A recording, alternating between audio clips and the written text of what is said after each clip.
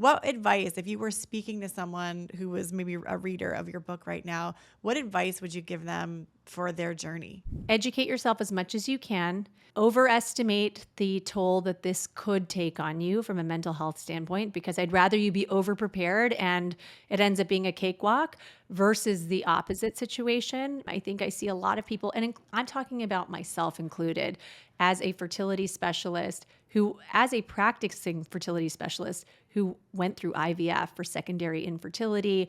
I actually proactively froze embryos with my husband because I've seen so much and I know so much, and I knew the age I would likely be when I was ready to start trying for baby number two. And when I went into that process of saying, okay, well, this is not even like I have infertility right now. Like I'm doing this proactively, so this will be fine. I was blindsided that I had a cycle that was canceled because of lack of response.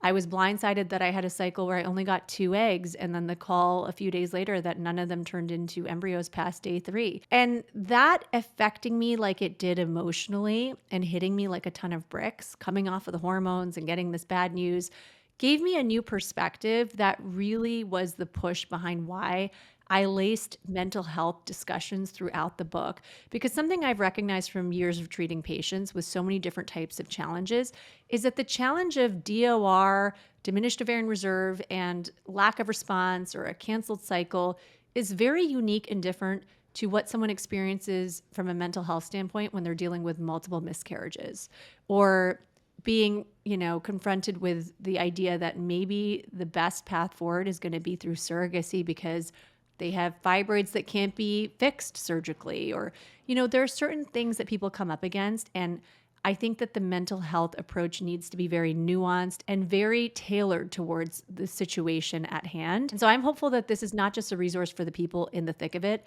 but for their support system and circle around them so that they can pick up the book and read it and learn a thing or two about what their friend or family member is going through.